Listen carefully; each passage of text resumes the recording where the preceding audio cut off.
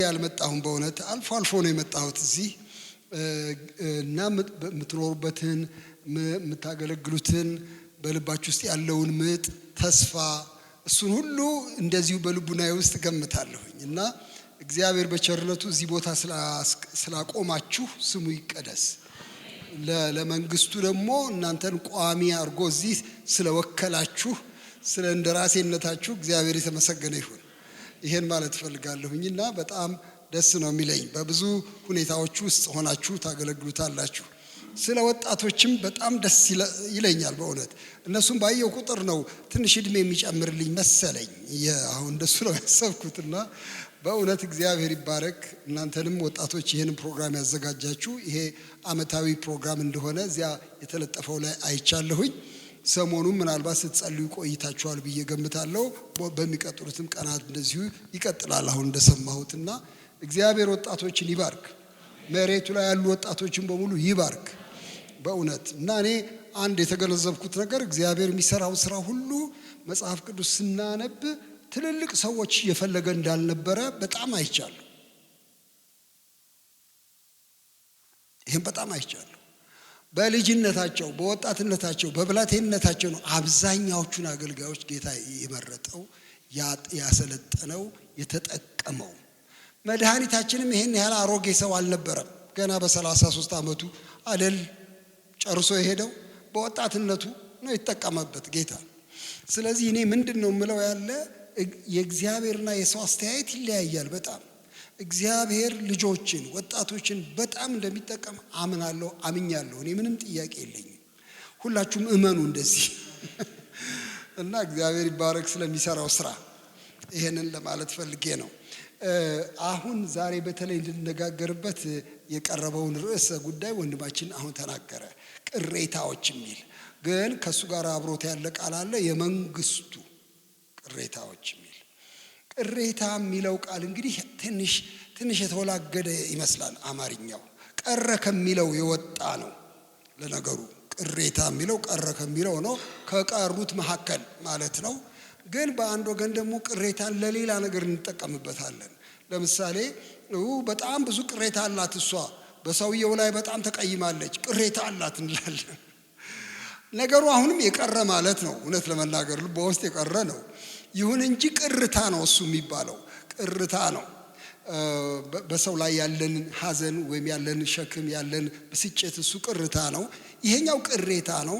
ቅሬታ አሁን ደግሞ በአዲሱ መደበኛ ትርጉም ትሩፋንም ተብሏል። የተረፉ የቀሩ ማለት ነው፣ ሌላ አይደለም።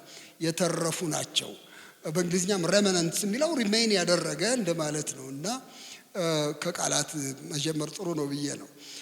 እኛ ቅሬታዎች ነን። እኛ ትሩፋን ነን፣ የተረፍን ሰዎች ነን።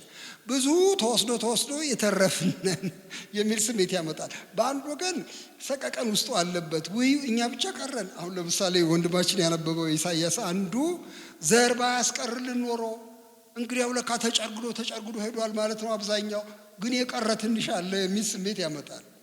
በሌላ ወገን ደግሞ ቅርታ ወይም ቅሬታ ይቅርታ የሚሰጠን ስሜት ደግሞ እግዚአብሔር ለዓላማው የወሰናቸው ሰዎች፣ ለጉዳይ የሚፈልጋቸው ሰዎች፣ አምባሳደሮች፣ ወኪሎች፣ እንደራሴዎች የሚልም ስሜት ያመጣል። ስለዚህ በእነዚህ በሁለቱም ስሜት ልንጠቀምበት እንችላለን ብዬ እላለሁ። የመንግስቱ ቅሬታዎች፣ የመንግስቱ ትሩፋን እነሱ ምንድን ናቸው?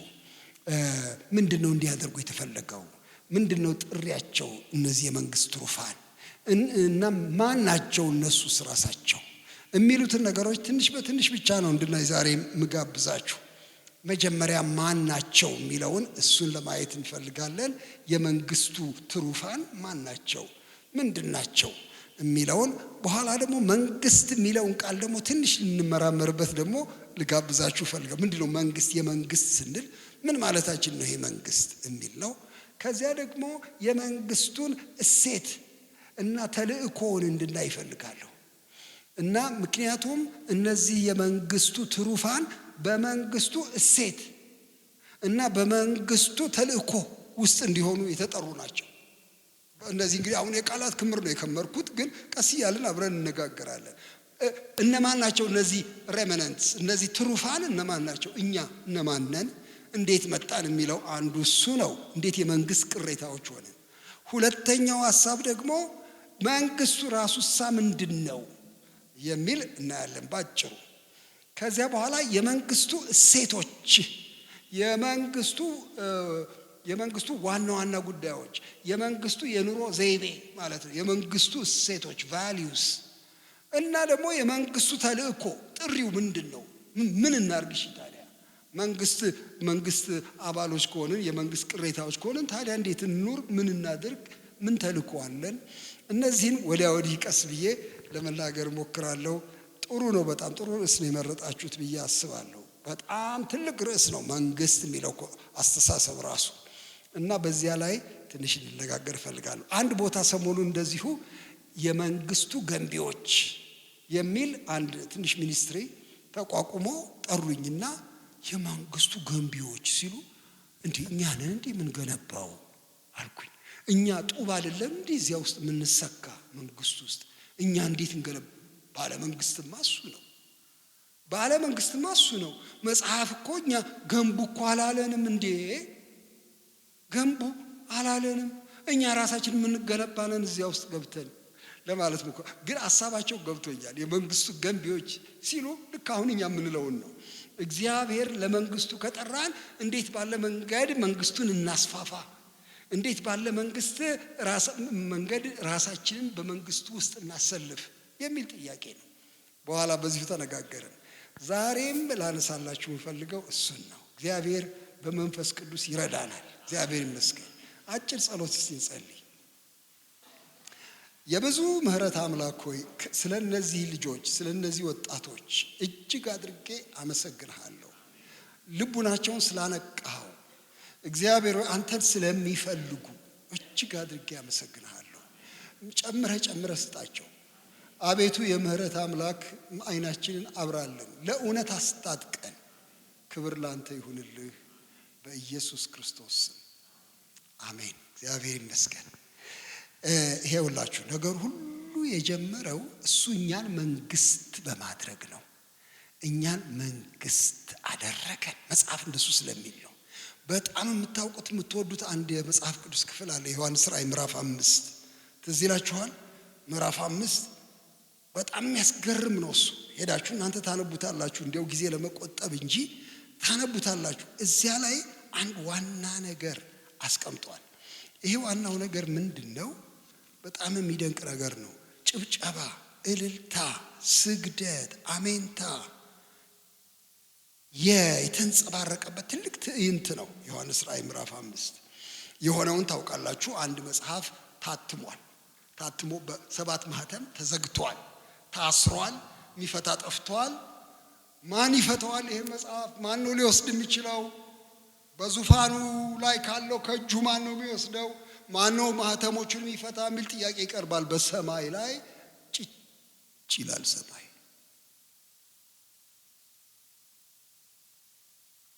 መልስ ጠፋ። በምድርም በሰማይም አልተገኘም። መጽሐፉን ሊወስድ ማህተሞቹን ሊፈታ የተገባው የሚችል አልተገኘም። አለቀስኩ ይላል ዮሐንስ። እኔ አጠገቡ ብኖር ምን ያስለቅሳል? ለምን አንድ መጽሐፍ አልተፈታም ብለህ አንተ ምን ነው የሚያስለቅስህ እለዋለሁ። ግን ይመስለኛል የዓለም ሁሉ እንቆቅልሽ የተቋጠረበት የመጪ ጊዜ እጣ ፈንታ ሁሉ ያለበት መጽሐፍ ስለሆነ ምስጢር ስለሆነ እንዲፈታለት ፈልጓል። እና አለቀስኩ የሚፈታ ስላልተገኘ። በኋላ አታልቅስ አለኝ መልአኩ። ለምን አላልቅስ? ተገኝቷላ። ማህተሙን ሊፈታ የሚችል መጽሐፉን ሊወስድ የሚችል የተገባው የሚችል ብቻ አይደለም የተገባው። እግዚአብሔር የተባረከ ይሁን። የኃይል ጥያቄ ብቻ አይደለም፣ የመብትም ጥያቄ ነው። የተገባው ተገኝቷል። እግዚአብሔር ይመስገን። በኋላ መዝሙሩ ላይ እንደሱ ነው የሚሉት አይደል? ታርደሃልና ትወስድ ዘንድ ትፈታ ዘንድ ይገባሃል አይደለም የሚሉት? ይገባሃል።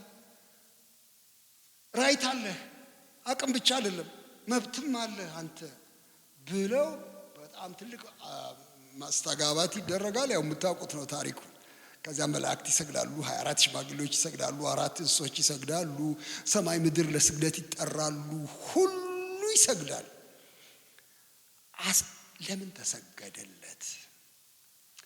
እንዴት ነው የሆነው ስትሉ ያረገው ምንድነው ስትሉ በጣም አስደናቂ ነገር ይናገራል። አንድ ቀን እንዲያውም የቤቴ ቁጭ ብዬ የመጣልኝ እነግራችኋለሁ። እንዲህ ይላል ቁጥር 9 እና 10 ነው። መጽሐፉን ትወስድ ዘንድ ማህተሞቹንም ትፈታ ዘንድ ይገባሃል።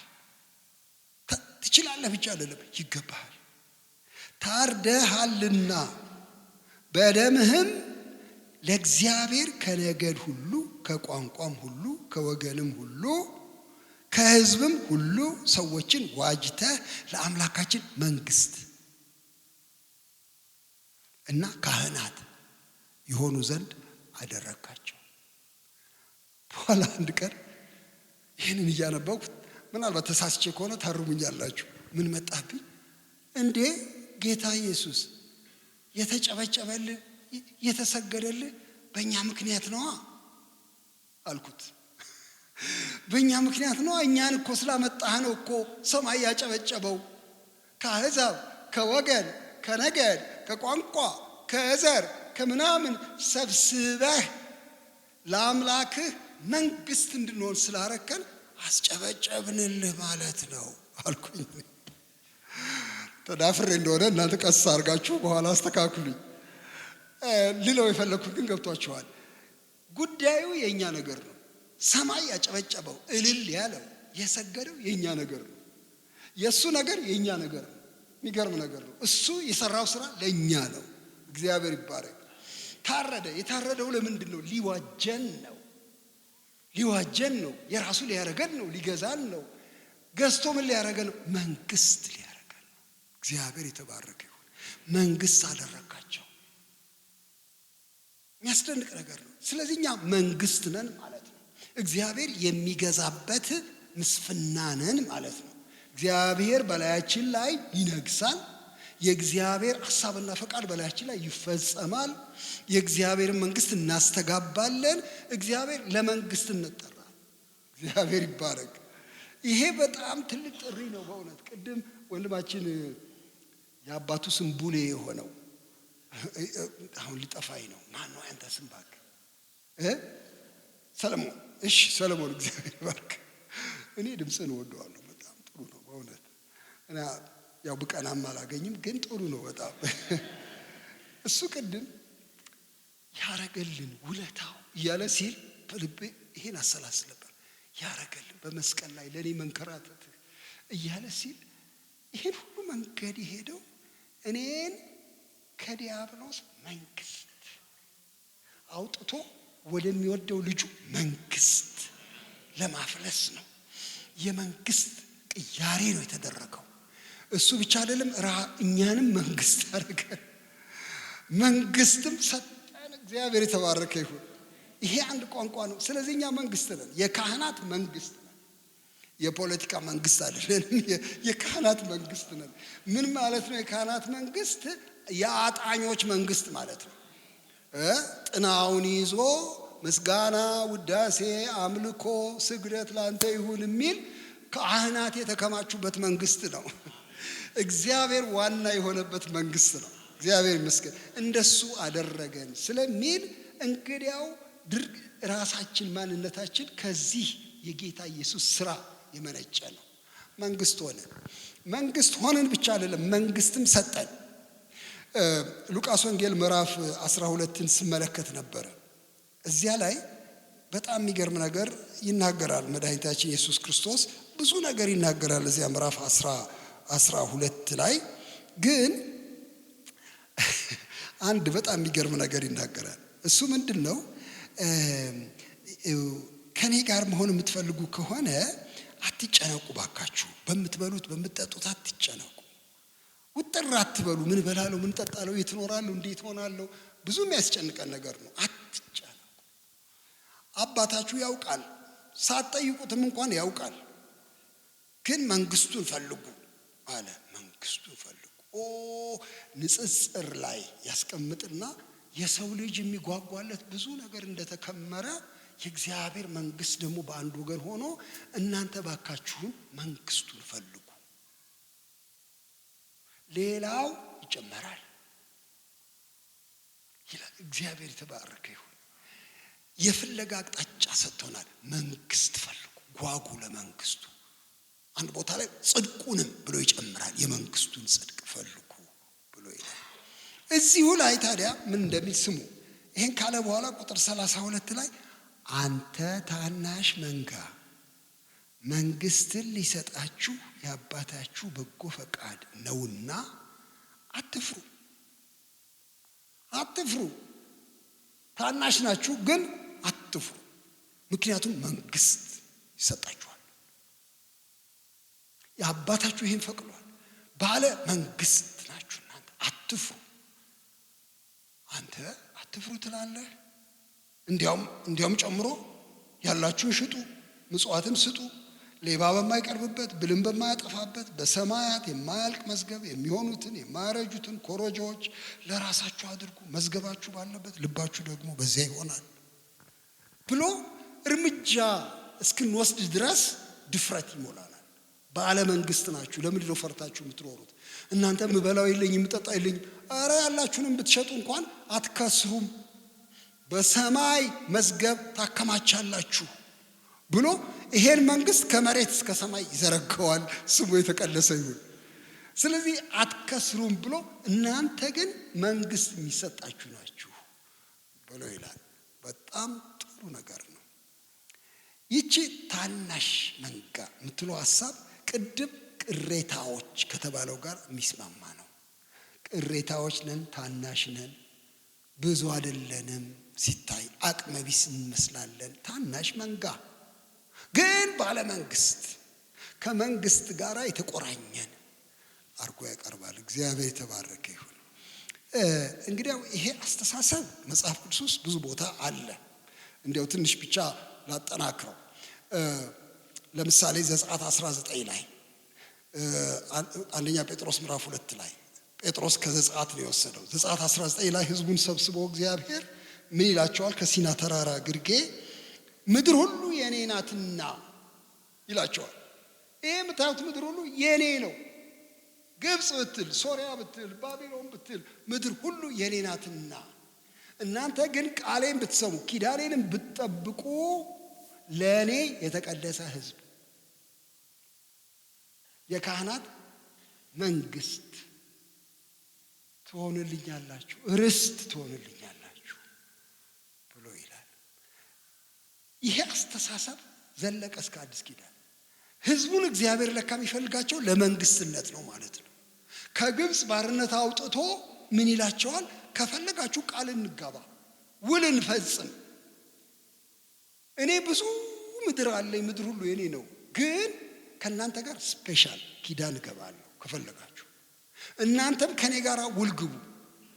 እናንተ አምላኪዎች ሁኑ፣ እናንተ ታዛዦች ሁኑ፣ እናንተ ኪዳን ጠባቂዎች ሁኑ፣ እኔ ደግሞ መንግስት አረጋችኋለሁ፣ ካህናት አረጋችኋለሁ፣ ቅዱስ ህዝብ አረጋችኋለሁ፣ ወገን አረጋችኋለሁ ብሎ ይላል። ይህንኑ ሐሳብ ጴጥሮስ ደግሞ በአንደኛ ጴጥሮስ 2 ላይ እናንተ ግን ከጨለማ ወደሚደነቅ ብርሃኑ የጠራችሁን የእርሱን በጎነት እንድትነግሩ የተመረጠ ትውልድ፣ ቅዱስ ህዝብ፣ ለርስቱ የተለየ ወገን፣ የካህናት መንግስት ናችሁ። እሺ ላቁመው ይሄንን እዚህ ጋር። እኛ መንግስት ነን። እግዚአብሔር የተባረከ ይሁን። መንግስት የተሰጠን ነን። እግዚአብሔር በቸርነቱ ወደዚህ ማዕረግ አመጣን፣ ከፍ ወደ ዓለም ማዕረግ አመጣን። ሐዋርያው ጳውሎስ በኤፌሶን ምዕራፍ 2 ላይ ሲደመድም ምን ይላል? ከእንግዲህ ወዲህ እናንተ መጻተኞች አይደላችሁ፣ እንግዶችና መጻተኞች አይደላችሁ። ዝም ብሎ ኢሚግራንት፣ ዝም ብሎ ሬፊውጂ፣ ሜዳ ላይ የተጣለ ዜግነት የሚለምን አይደላችሁም። እናንተ የእግዚአብሔር መንግስት ዜጎች ናችሁ። ባለ አገሮች ነው የሚለው በአማርኛው ላይ ሲቲዘንስ፣ ባለ አገር ናችሁ እናንተ፣ መንግስት አላችሁ ብሎ ይላል። እግዚአብሔር ይባረክ። ይሄን ካለን እንግዲያው እቺ ቅሬታ የምትለውን ሐሳብ ትንሽ ደግሞ አብረን እናንሳ። የመንግስቱ ቅሬታዎች ስለሆነን ቅሬታነቱ በእስራኤል ታሪክ በጣም በተደጋጋሚ የታየ ነገር ነው። ስለሚበድሉ ህዝቡ ስለሚያጠፉ እግዚአብሔር ለጠላት አሳልፎ ይሰጣቸዋል፣ ይበታተናሉ። በየቦታው ነው የሚበታተኑት። አንዴ ባቢሎን ይሄዳሉ ተግዘው፣ አሶር ይሄዳሉ፣ ግብጽ ይሄዳሉ። እግዚአብሔር ሲቀጣቸው ብትንትናቸው ይወጣል። አንድ ግን አገር ውስጥ ትንሽ ይቀራሉ። ትንሽ ተግዘው ያልወጡ። ሁሉ ሰው ይበድላል፣ ግን አንድ ጥቂት ሰዎች እግዚአብሔርን ፈልገው ወደ እርሱ ይጠጋሉ። ቅሬታዎች ይላቸዋል እነሱ። አንድ በጣም ልቤን የሚነካኝ መጽሐፈ ዕዝራ ላይ ስለ ቅሬታዎች ያነሳውን ቋንቋ ነው።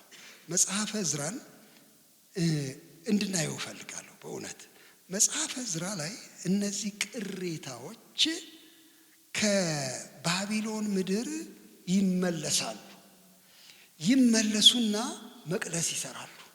ቅሬታዎች ናቸው። ሁሉ ከተበታተነበት እግዚአብሔር የተወሰኑትን ሰዎች ይሰበስባቸዋል። በቂሮስ አማካይነት መቅደስ መስራት ከፈለጋችሁ መሄድ ትችላላችሁ ወደ ኢየሩሳሌም ይባላል። ይሰበሰባሉ። ቅሬታዎቹ ጥቂቶቹ እግዚአብሔርን የሚፈልጉት አገራቸውን የሚናፍቁት ይሰበሰባሉ። መቅደሱን የሚናፍቁት ተሰብስበው መቅደስ ለመስራት መሰዊያ ለመስራት ብዙ እርምጃዎች ይሄዳሉ። እንደሱ ሆኖ እያለ ግን አንድ በጣም የሚያሳዝን ነገር ይሆናል። እነሱ መካከል መቅደስ ይሰራሉ፣ መሰዊያ ይሰራሉ እንጂ ልባቸው እንደ ዓለማውያኑ እንደ አሕዛብ የሆኑ ሰዎች ነበሩ።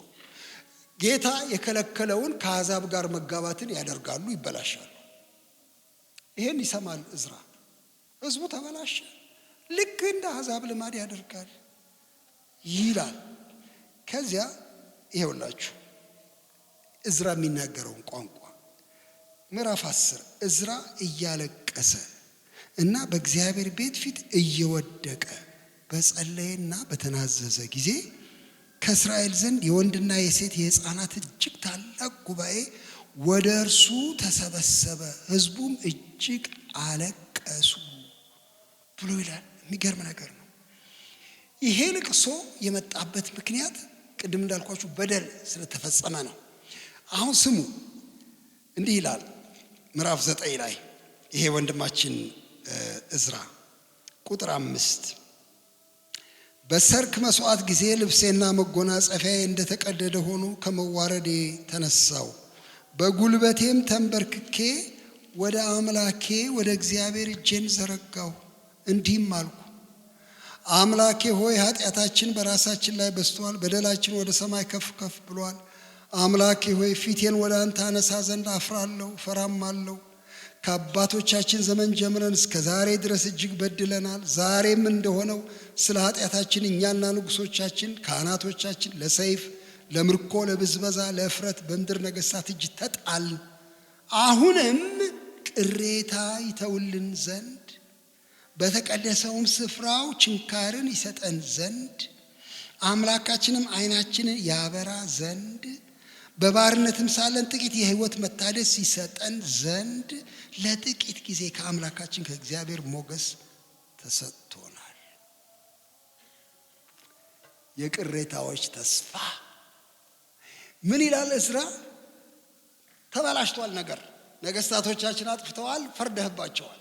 ካህናቶቻችን በድለዋል፣ ፈርደህባቸዋል። ግን አንተ አንድ ሌላ ፕሮግራም አለህ። ቅሬታ ልታስቀር ፈልግሃል እና ያረከው ይሄን ነው። ቁጠሩት እስቲ ያረገው ቅሬታ ይተውልን ዘንድ ካለ በኋላ በተቀደሰው ስፍራ ችንካርን ይሰጠን ዘንድ። ችንካር ማለት በእንግሊዝኛው ኔይል ነው የሚለው። ችንካር ወይም ድንኳን ሲተከል እንደ ካስማ ማለት ነው። ችንካርን ይሰጠን ዘንድ ወይም ወሰን ድንበር ሲበጅ የሚተከል ችንካር፣ ችካል ነው የሚባለው። እሺ ችንካርን ይሰጠን ዘንድ ዓይናችንን ያበራ ዘንድ የሕይወት መታደስ ይሰጠን ዘንድ ከአምላካችን ከእግዚአብሔር ሞገስ ተሰጥቶናል። እግዚአብሔር ይባረክ።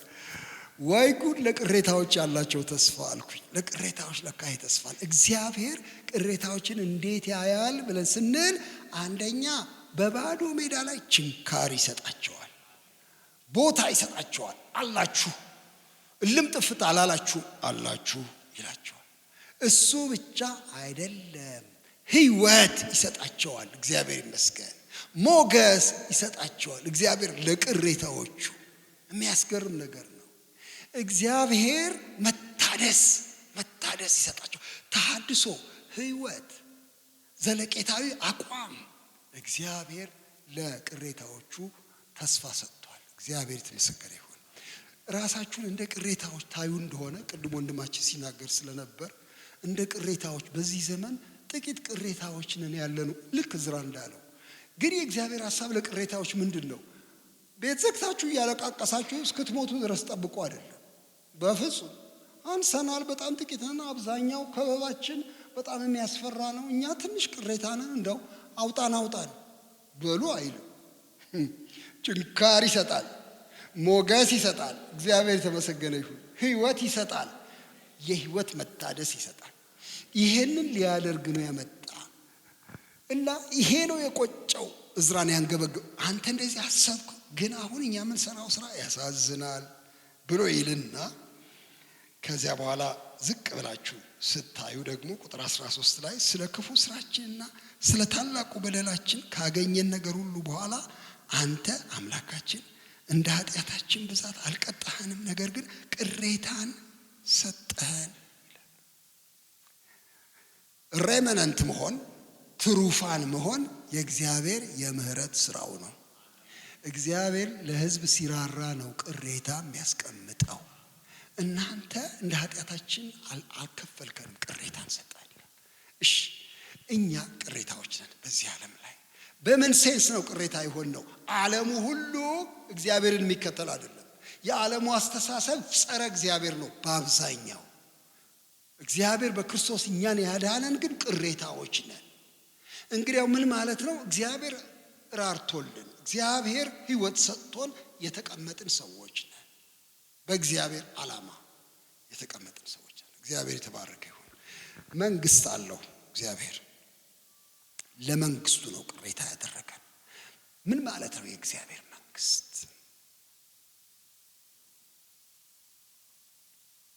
የእግዚአብሔር መንግስት ማለት የእግዚአብሔር ፈቃድ የሰፈነበት፣ የእግዚአብሔር ሐሳብ የገነነበት፣ የእግዚአብሔር ኃይል የሚታይበት፣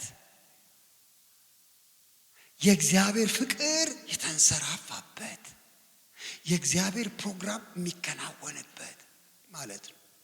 በቃ ይሄን ማለት ነው። ምን ማለት ነው የእግዚአብሔር መንግስት? ደጋግመን የምናነሳው ቃሉ ምን ማለት ነው? መንግስት ስለሆነ ስልጣኑ የተንሰራፋበት ቦታ ማለት ነው። የሰው ህይወትም ከሆነ የሰው ህይወት ውስጥ የእግዚአብሔር ስልጣን ተንሰራፋ።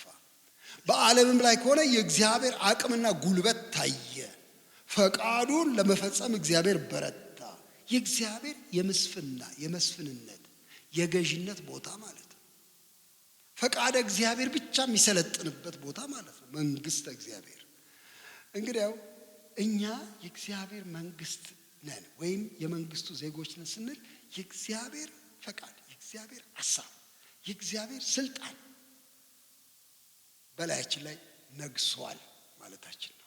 እኛም ሌላ የምንከተለው የምናስፈጽመው ነገር የለም። የእግዚአብሔር ስልጣን ቦታውን እንዲይዝ፣ የእግዚአብሔር ኃይል እንዲቆጣጠር፣ የእግዚአብሔር ፍቅር እንዲታይ፣ ለዚህ ብቻ ነው።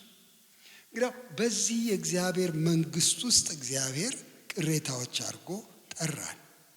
እሺ ታዲያ ምን እናድርግ? ወዴት እንሂድ ስንል ይሄ መንግስት ስርዓተ ሴት አለው። ከሌላው መንግስት በጣም ይለያል። እሱን ማወቅ ነው አንዱ ስራችን። እንደ መንግስት ዜጎች ምንድነው ይሄ መንግስት አስተሳሰቡ?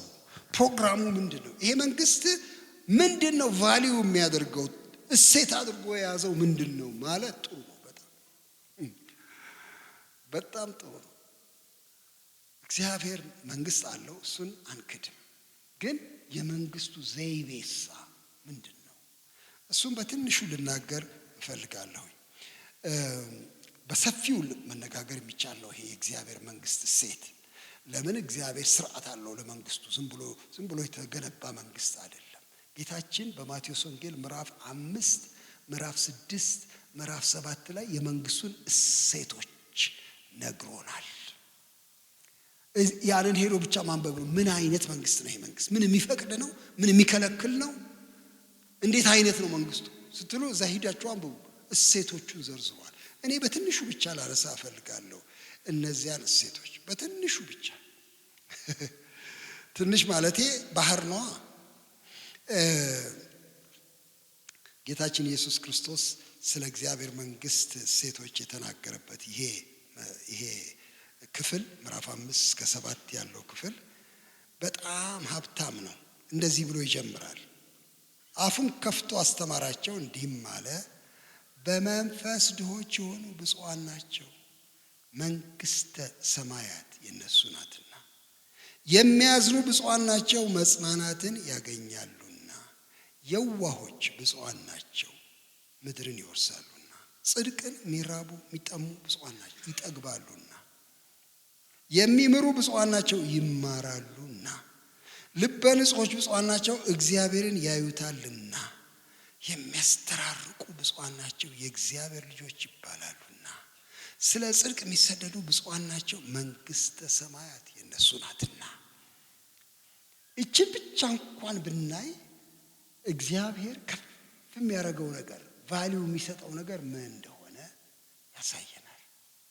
በዓለም ከሚገኘው የከፍታ አስተሳሰብ በጣም የተለየ ራዲካል የሆነ የመንግስት እሴቶች ያሳየናል። አንድ ቀን ይሄንን እያነበብኩኝ ብፁዓን ናቸው የሚለው በጣም ተደጋግሟል። 8 ጊዜ ብፁዓን ምን ማለት ነው? ብፁዓን የግዕዝ ቃል ነው። ብፁዕ የተመሰገነ፣ የከበረ፣ የታደለ ማለት ነው። እድለኞች ናቸው ማለት ነው።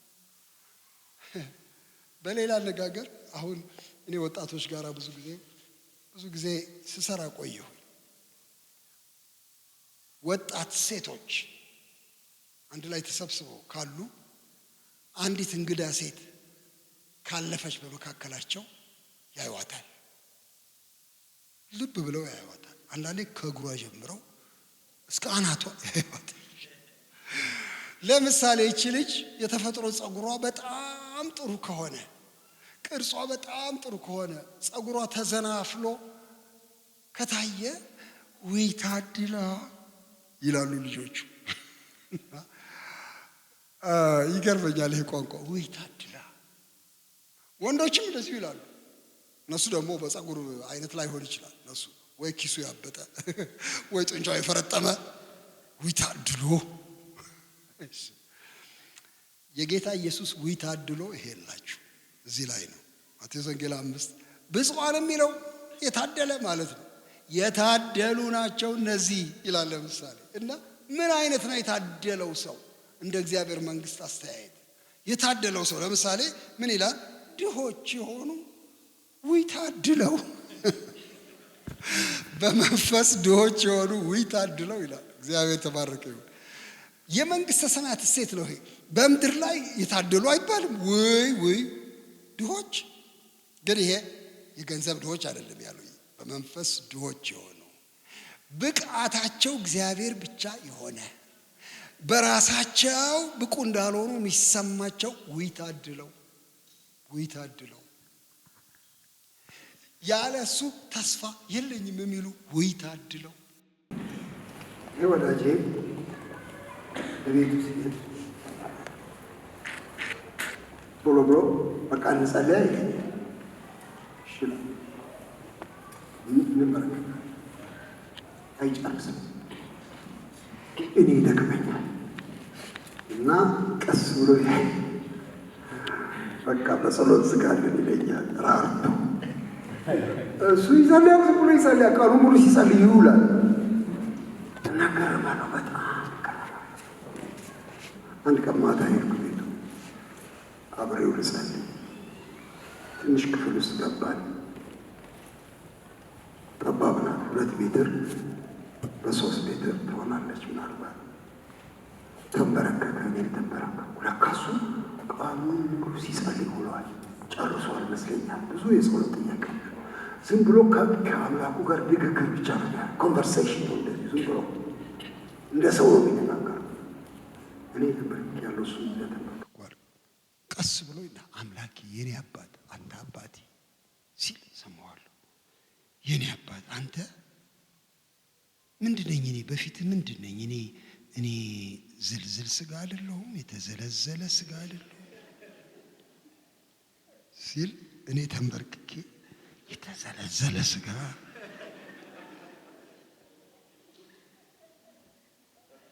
በኋላ ቀስ ብዬ ሳስብ በጣም ልቤ ተነካ። በአይነ ህሊናችሁ ዝልዝል ስጋ ታውቃላችሁ። አሁን ለጊዜው ጦም ነው። ለማቆም ሙከራ አድርጋችኋል? ጠረጴዛ ላይ የተዘለዘለ ስጋ ያረገ ሰው አለ? እንደው ለጨዋታው ሄዶ ምንድን ነው የሚሆነው? ዘፍ ነው የሚለው። እንዴት አድርጎ ይቆማል? ብትሞክሩስ? ዘፍ ነው የሚለው። 11 ጊዜ ብትሞክሩስ? ይበጣጠስ ይሆናል ምናልባት። ውቅር የለኝም፣ መዋቅር የለኝም፣ ካንተ ውጭ መቆሚያ የለኝም። ከተውከኝ አለቀልኝ። የኔ መዋቅር የኔ አጥንት አንተ ነህ ማለቱ ነው። በመንፈስ ድሆች የሆኑ የሚለው ለእኔ እንደዚህ ነው የሚገባኝ። ብፁዓን ናቸው፣ የታደሉ ናቸው፣ በጣም የታደሉ ናቸው፣ መንግሥተ ሰማያት ለእነርሱ ናት ብለዋል። ሌሎች አሉ ብዙ እዚህ ውስጥ ጊዜ የለንም ለማንሳት። አንዱን ብቻ ላንሳላችሁ። የዋሆች ብፁዓን ናቸው። እንዴት የዋህ የታደለ ሰው ይሆናል? ጮሌ ነው እንጂ የታደለው እንደምንም አሳብሮ ፈቃዱን የሚያስፈጽም ጮሌ ብልጥ ነው እንጂ የታደለ ዝም ብሎ የዋህማ ይረገጣል፣ ምንጣፍ ነው። የታደሉ ናቸው፣ ምድርን ይወርሳሉ እነሱ ብለዋል። ምን ማለት ነው? ባጭሩ በምድር ላይ ካሉ ሴቶች ተቃራኒ ነው ጌታችን የሰጠው። የዚህ መንግስት ሴቶች ሌላ ናቸው ለካ። በምድር ላይ እንዳለው አይደለም ለካ። በኋላ እንዲያውም ምን ይላል? ይህን ሁሉ ካለፈው በኋላ መድኃኒታችን አትግደል እንደተባለ ሰምታችኋል፣ እኔ ግን እላችኋለሁ ብሎ ይላል። መግደል? የምን መግደል? ጨርቃም ያለው ሰው አንተ ቡትቷም፣ አንተ ደደብ ያለ ሰው የገሃነም ፍርድ ይጠብቀዋል። ገድሎታል። የመግደል ያህል ነው። ነፍሱን አላወጣም እንጂ ሰብዕናውን መሬት ላይ አዳሽቆታል፣ ረግጦታል፣ ማንነቱን ረጋግጦታል። ፍርድ ይገባዋል። እጅግ ክቡር ነው የሰው ልጅ። የመንግሥተ ሰማያት እሴት ነው። አታመንዝር እንደተባለ ሰምታችሁ፣ እኔ ግን እላችኋለሁ ወደ ሴት ያየ እንደ ዕቃ የቆጠራት የሴክስ ጌም ያረጋት እጅግ ክቡር ስለሆነች ይህች ሴት ያስጠይቀዋል።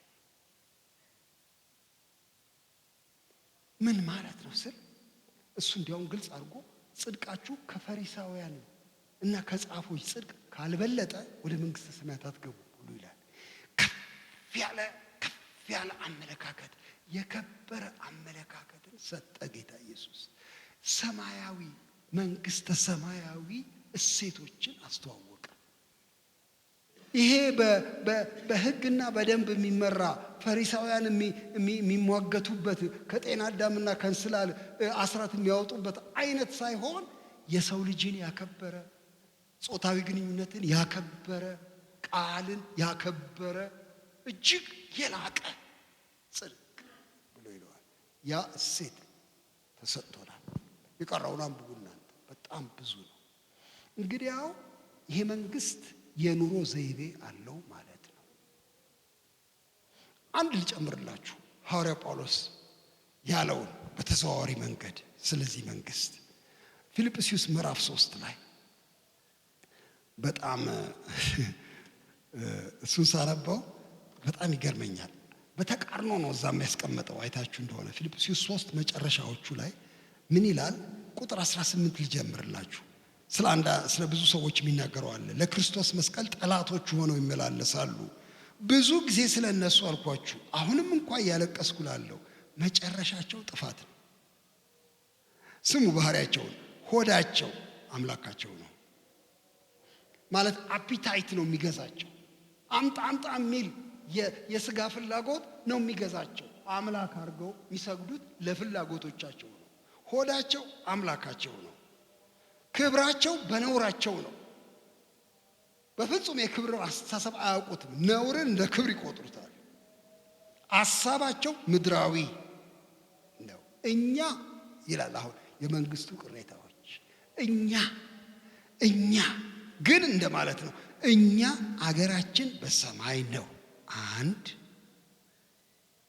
ከዚያ የሚመጣ መድኃኒትን እርሱም ጌታ ኢየሱስን እንጠባበቃለን። እሱ ሁሉን እንኳን ለራሱ ሊያስገዛ እንደሚችልበት አሰራር ክቡር ስጋውን እንዲመስል የተዋረደውን ስጋችን ይለውጣል። እግዚአብሔር የተባረከ ይሁን። የኛ ህይወት ከነዚህ ሰዎች ይለያል። የምናመልከው አምላክ አለን እንጂ ሆዳችንን ፍላጎታችንን አንሰግድለትን። እኛ በክብር የሚመጣ ጌታ ነው የምንጠብቀው እንጂ ነውርን አናከብርም። እኛ ምድራዊ አስተሳሰብ አይደለም፣ በሰማይ ነው አገራችን። የምንጠብቀውም ጌታ አለን። እኛ ይሄ ስጋ እንደዚህ ሆኖ ይቀራል አንልም፣ ወደ ከበረ አካልነት ይለወጣል። እሱን ተስፋ እያደረግን እንጠብቃለን ብሎ ይላል። የመንግስቱ ቅሬታዎች በምድር ላይ ከሚኖሩ ሰዎች ይለያሉ። በዚህ ተስፋ በዚህ እሴት ነው የሚኖሩት እነዚህ የመንግስቱ ቅሬታዎች። እሺ አሁን ወደ መጨረሻ ልመጣ ነው። መጨረሻ ስመጣ እንደ ማህበር እዩት እስቲ ይሄንን የእግዚአብሔር መንግስት መንጋ። እኛን እያንዳንዳችን በተናጠል ብቻ ሳይሆን እንደ ማህበር እዩት። ቅድም ቤተ ክርስቲያንን ብሎ ጸለየ ወንድማችን ሶሎሞን። ቤተ ክርስቲያንን አስባት። አሁን ይሄን ቤተ ክርስቲያን ይሄን ማህበር አስቡ። አንድ ዘመን እሱን እያሰብኩኝ ምን ትዝ አለኝ፣ መድኃኒታችን ከደቀ መዛሙርቱ ጋር የተናገረው እኔ ማን እንደሆንኩ ሰዎች ይላሉ ያለው ትዝ ይላችኋል። ጴጥሮስ አንተ ክርስቶስ የሕያው እግዚአብሔር ልጅ ነህ አለው። መድኃኒታችንም ወዲያው አያይዞ ይህን ስጋና ደም አልገለጠልህም፣ በሰማያት ያለው አባቴ ነው። ቤተ ክርስቲያኔን በዚች ዓለት ላይ እሰራለሁ አለ ጌታ ኢየሱስ። በዚች ዓለት ላይ ቤተ ክርስቲያኔን እሰራለሁ፣ የገሃነምም ደጆች አይችሏትም አለ። እና እንግዲያው ምን አድርጓል ማለት ነው? ጌታችን ኢየሱስ ክርስቶስ በማያሻማ መንገድ ቤተ ክርስቲያንን ሲያንጽ ሲገነባ ተፋላሚ አድርጎ ሰርቷት።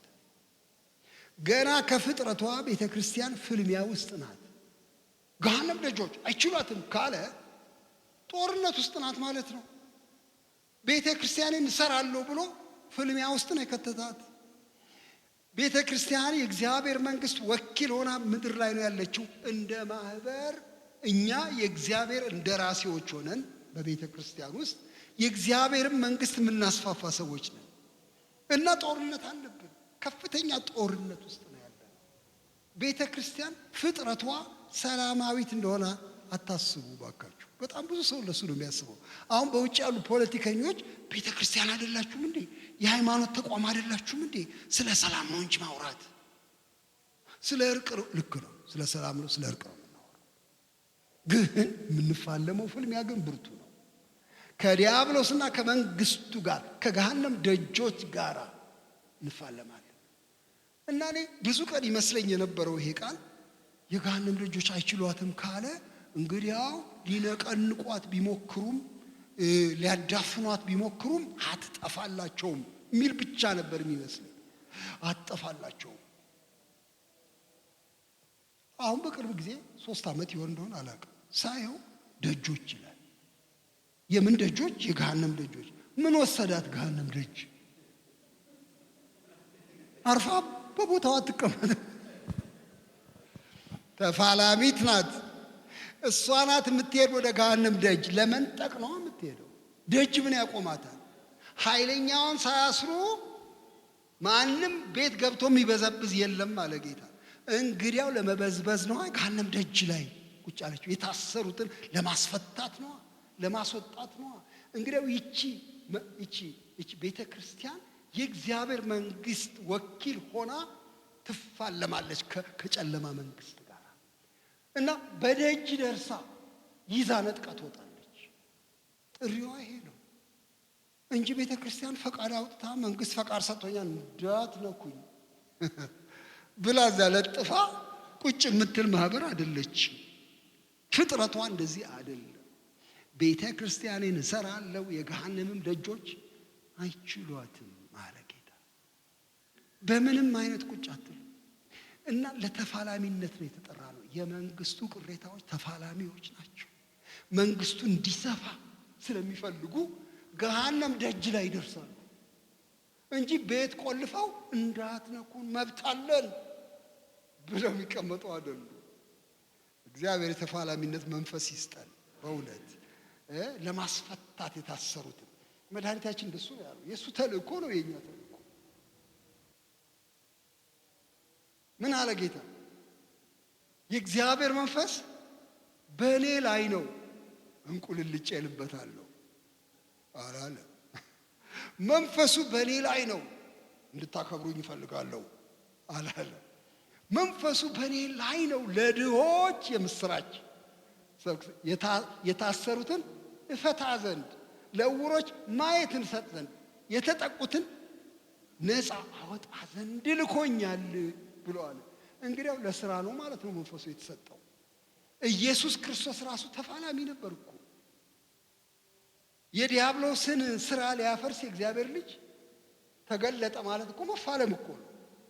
እንግዲያው ለፍልሚያ የተጠራን ሰዎች ነን፣ ምንም ጥያቄ የለም። ቅሬታ ነን፣ ትንሽ ነን፣ ሲያዩን አቅም የሌለን እንመስላለን። ግን ለታላቅ ውጊያ ያሰለፈን ሰዎች ነን። እግዚአብሔር ይባረክ። እና ይሄ በማህበርም ይሄ ነው ኔቸራችን፣ ፍጥረታችን፣ በግልም ይሄ ነው። ተዋጊዎች ነን ስንል ሰዎችን የምንሳደብ፣ ሰዎችን የምንዘረጥጥ እናምናለን። ውጊያችን እንዲያውም ከሰዎችም ጋር አይደለም። የገሃነም ደጆች ጠባቂዎቹ ክፎቹ መናፍስት ከነሱ ጋር እናላቅቃለን ሰዎችን። እግዚአብሔር የተባረከ ይሁን። ይሄ ጥሪ አለን ወንድሞችና እህቶቼ። በዚህ ጥሪ ውስጥ ነው ሊያሰማራን የፈለገው። ለምሳሌ አሁን ወንጌል እንሰብካለን እኛ። እናንተ ወጣቶች አሁን ለወንጌል ትሰማራላችሁ። እዚህ ሰፈር ቀላል እንዳልሆነ ይገባኛል። ተሰማርቶ ወንጌል መመስከር ከባድ ነው ከሌሎች ሰፈሮች ይልቅ።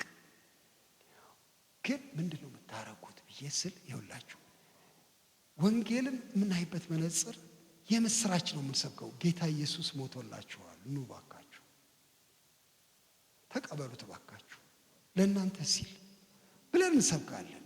ግን ይቺ ለስላሳ ቋንቋ ወደ ውስጧ ለስላሳ አይደለችም።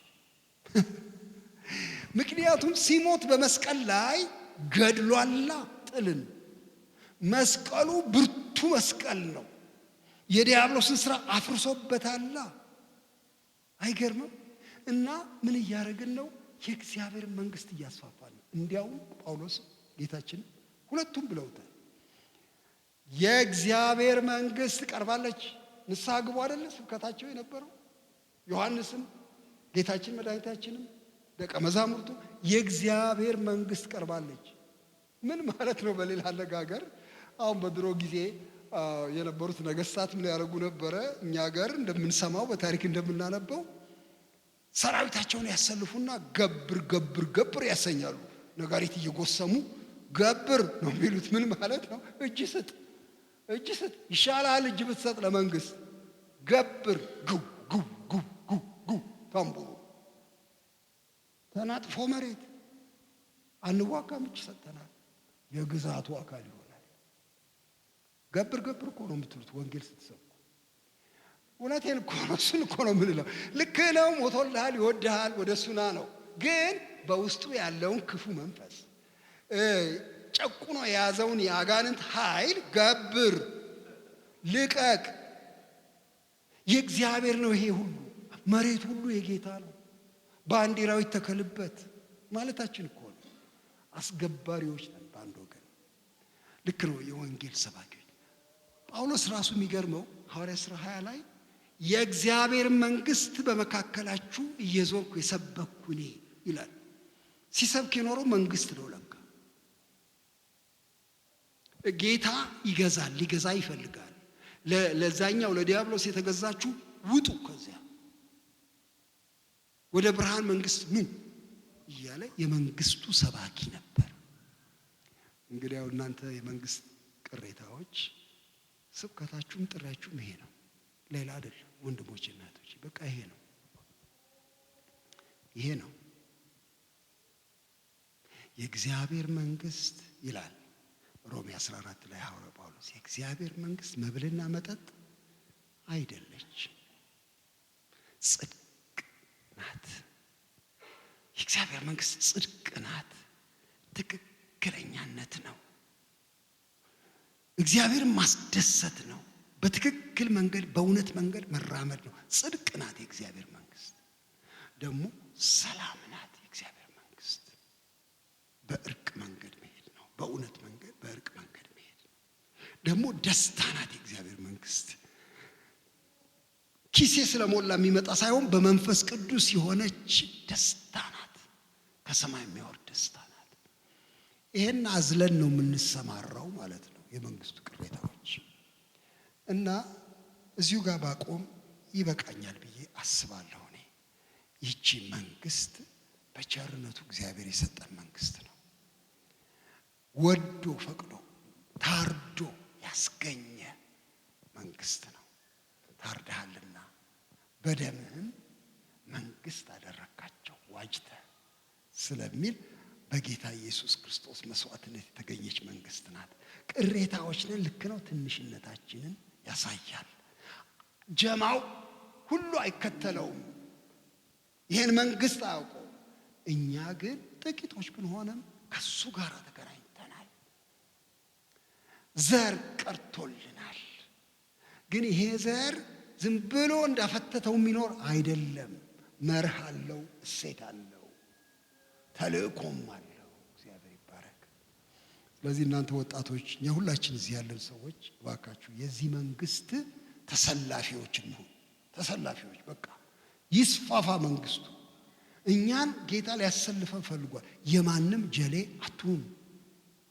ይቅርታ ስለዚህ ቋንቋ፣ ግን እንደሱ አትሁኑ። በቃ ማንም አያስከትታችሁ።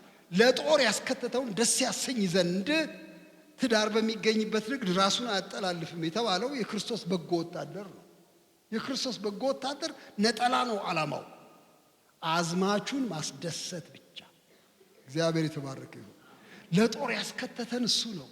ለሌላ ጦርነት ማንም አያስከትታችሁ። ይሄ በቃ በየመንደር ላለ ጦርነት፣ በየዩቲዩብ ላይ ላለ ጦርነት፣ በየምናምን ውስጥ ላለ ጦርነት እንካ ስለንቲያ ማንም አያስከትታችሁ። ኢየሱስ ግን እንደ በጎ ወታደር ለራሱ ደስታ፣ ለራሱ ዓላማ ያሰልፋችሁ።